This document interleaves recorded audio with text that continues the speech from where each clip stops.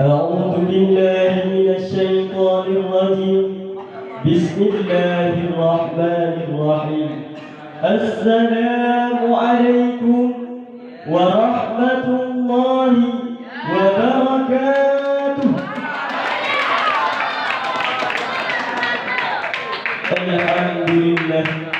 الحمد لله رب العالمين، والصلاة والسلام على أشرف الأنبياء والمرسلين وعلى آله وأصحابه أجمعين. أشهد أن لا إله إلا الله وحده لا شريك له، وأشهد أن محمدا عبده ورسوله لا نبي بعده.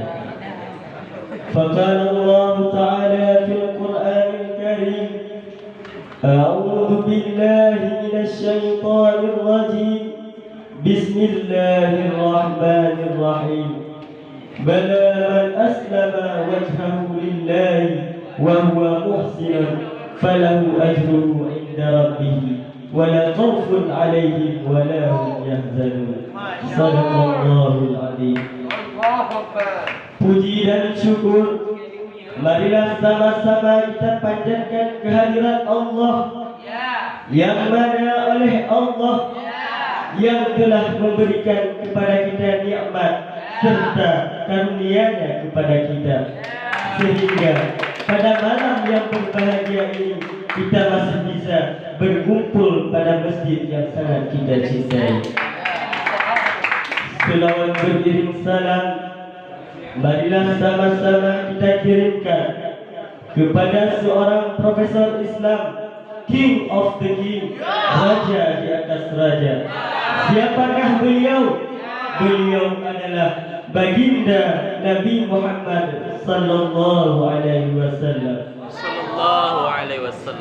Yang mana oleh beliau yang telah merubah pola pikir manusia dari pola pikir jahiliyah hingga ke pola pikir Islamiyah, dari alam kebodohan hingga kepada alam yang berilmu pengetahuan, seperti yang kita rasakan pada malam yang berbahagia ini.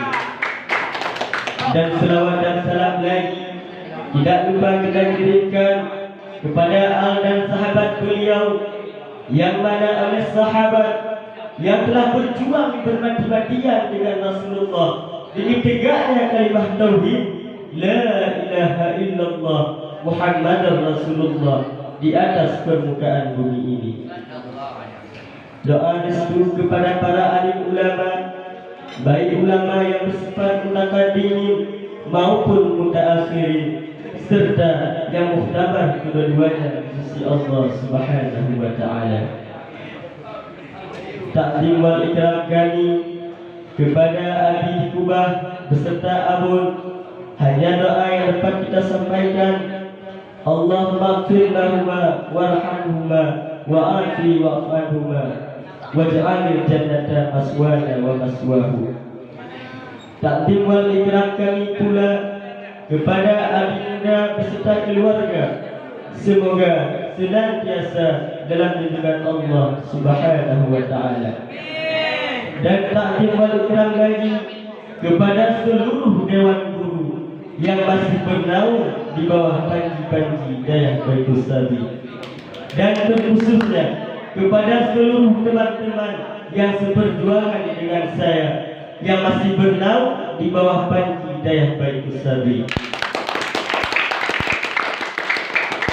Dan yang saya tidak lupa lagi kepada dewan juri yang bertindak selaku hakim pada malam yang berbahagia ini, dan khususnya kepada Bapak protokol tadi yang ternyata sudi memanggil nomor undian saya untuk tampil di hadapan saudara-saudara, sekaligus menggunakan pada diri saya satu tema acara yang berjudul Tauhid dan Tasawuf adalah kacamata pahala dan dosa.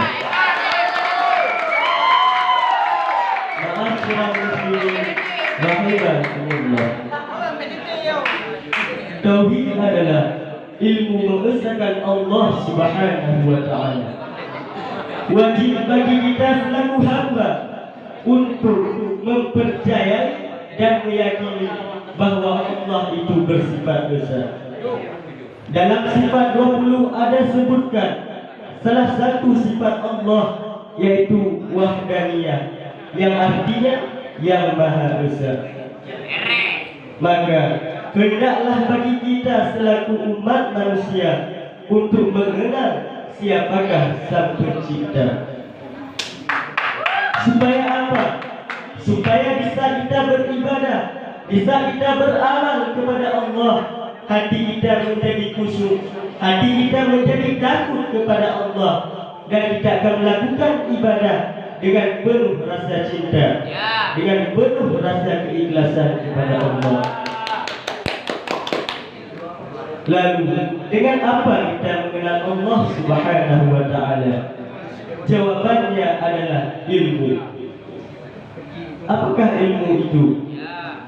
Ilmu adalah nur yang diciptakan Allah di dalam hati manusia untuk menerangkan jalan kehidupan manusia tersebut. Dengan ilmu, hidup kita akan terarah. Dengan ilmu, hidup kita menjadi lebih mudah. Dan dengan ilmu, amalan kita akan diterima oleh Allah Subhanahu wa ta'ala.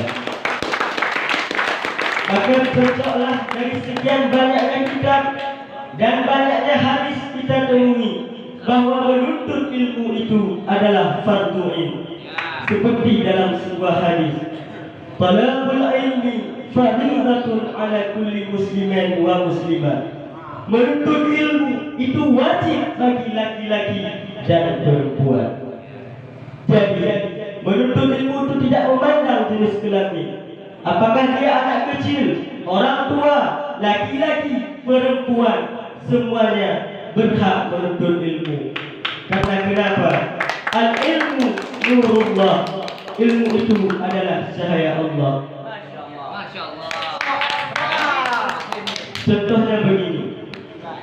Seseorang yang berilmu, apabila ia hendak melakukan suatu ibadah, hendak melakukan suatu amalan, maka insya Allah akan diterima oleh Allah Subhanahu wa ta'ala. Karena apa? Karena dia melakukan ibadah tersebut dengan dasar ilmu, bukan semata-mata karena nafsunya. Sedangkan orang bodoh, apabila ia hendak melakukan suatu amalan, suatu ibadah, dia salat, tetapi dia tidak tahu apa hukumnya salat.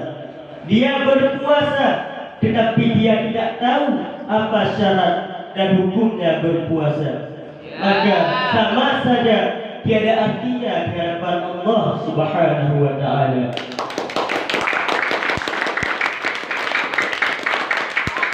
Setelah ilmu ada, lalu hendaklah kita memaklumi ilmu tersebut, yaitu kita mengetahui pokok-pokok amalan yang kita kerjakan, seperti wajib, sunnah, makruh, dan lain-lain sebagainya. Dan di atas dasar apa amalan kita kerjakan, dan untuk siapa amalan kita kerjakan, dan sebesar apa pula pahala yang kita dapatkan, walaupun tidak terukur dengan ketentuan Allah Subhanahu wa ta'ala. Ma'asyiral muslimin rahimakumullah. Lalu setelah kita memaklumi ilmu kita, setelah kita mengetahui ilmu kita, hendaklah kita beramal. Amalan adalah sesuatu yang kita kerjakan yang ikhlas karena Allah Subhanahu wa ta'ala. Apabila kita tidak ikhlas melakukan sesuatu, maka dipastikan amalan kita tidak sampai kepada Allah Subhanahu wa ta'ala. Karena kenapa? Allah itu hanya menerima doa-doa orang yang ikhlas, hanya mempercayai kepada orang-orang yang ikhlas. Seperti dalam firman Allah Subhanahu wa ta'ala, A'udzu billahi minasy syaithanir rajim. Bismillahirrahmanirrahim. Wa qalu lan yadkhulal jannata illa man kana hudan aw nasara tilka amaniyuhum qul hatu burhanakum in kuntum shadiqin. Dan orang-orang Yahudi dan Nasrani berkata, tidak akan masuk surga kecuali orang-orang Yahudi dan Nasrani. Itu kata mereka. Demikianlah angan-angan mereka. Katakanlah kepada mereka, tunjukkan buktimu jika kamu orang-orang yang benar. Lalu di dalam ayat satu lagi disebutkan, bala man aslama wajhahu lillahi wa huwa muhsinun falahu ajruhu inda rabbih. Tidak menjawab orang Islam. Barang siapa yang menyerahkan diri sepenuhnya kepada Allah, dia berbuat baik, dia berakhlak baik, maka baginya itu pahala di sisi Tuhannya, dan tiada takut di atas mereka, dan mereka tidak bersedih hati. Dari ayat di atas dapat kita pahami bahwa suatu pahala bukanlah kita yang menentukannya, tapi dari amalan kita yang menentukannya. Apabila kita ikhlas, maka insya Allah akan datang kepada Allah. Tetapi apabila kita melakukannya karena manusia, karena ingin dipuji, karena hanya mengharap pujian daripada manusia, maka itu tiada artinya. Kesimpulan yang dapat kita ambil dari syarahan di atas, orang alim itu mengetahui jalan beramal dan beribadah.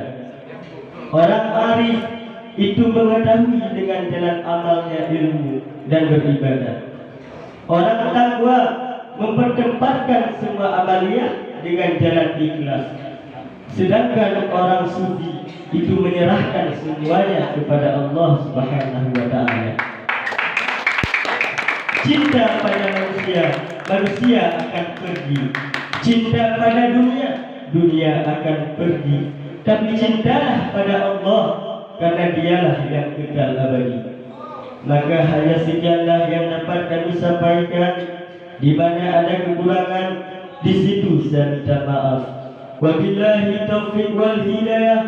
Wassalamu alaikum warahmatullahi wabarakatuh.